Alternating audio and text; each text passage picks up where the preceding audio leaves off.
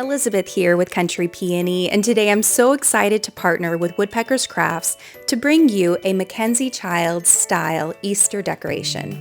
The first step is to paint Woodpeckers Crafts Easter cutouts, then create a grid for the checkerboard pattern. Each box in the grid was about 1 centimeter.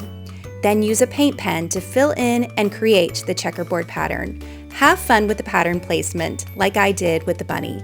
Next, remove the top layer from a pretty patterned napkin and decoupage it to the rest of the cutout. Apply decoupage to the entire cutout and set it aside to dry. Then, hot glue a ribbon and finish it with the bow. Use Woodpeckers Crafts stands to display your charming and whimsical Easter vignette. I love how these wooden cutouts turned out. I'd love to know, what do you think?